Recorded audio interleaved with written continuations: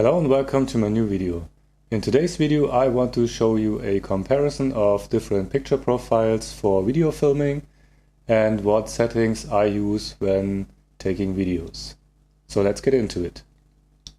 During my trip to Denmark and Norway last year, I filmed a lot, but I did not use specific profiles or settings. The main reason for this was that my video editing software I used at the time was not good at color grading. So I mainly filmed a natural profile with some minor adjustments to highlights and shadows. You can find some videos of this trip on my channel.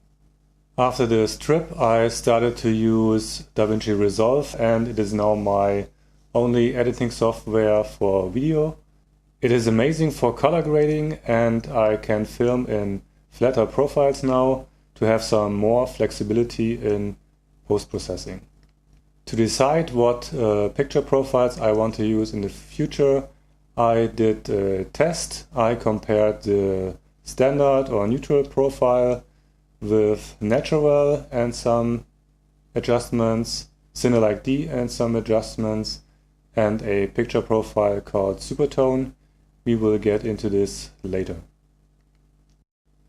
So I set up my tripod and my camera, and after adjusting the settings I adjusted the exposure using a variable ND filter to get the most out of the picture profiles.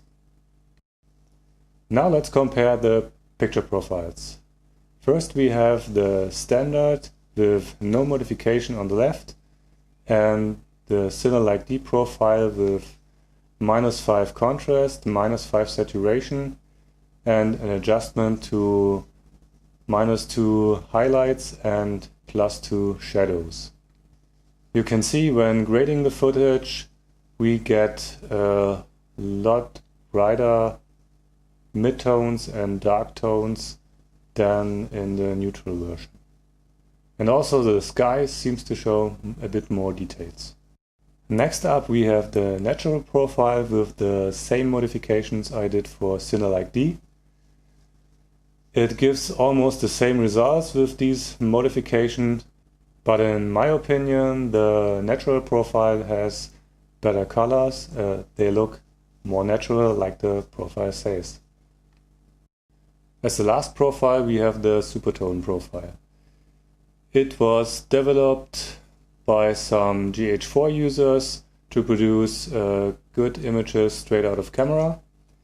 It increases the contrast by 3, reduces the saturations by 5, and also adjusts the highlights to -5. So as you can see, this footage is quite contrasty. I find it a bit too contrasty. You can reduce the contrast in post-processing, but for really heavy post-processing I think this picture profile is not the best choice. So let's take a look again at the picture profiles that are supposed to produce the best images straight out of camera, which is the standard profile and the Supertone profile. And here are the two profiles again that are supposed to give more flexibility in post-production, the CinelikeD and the natural with the mentioned settings.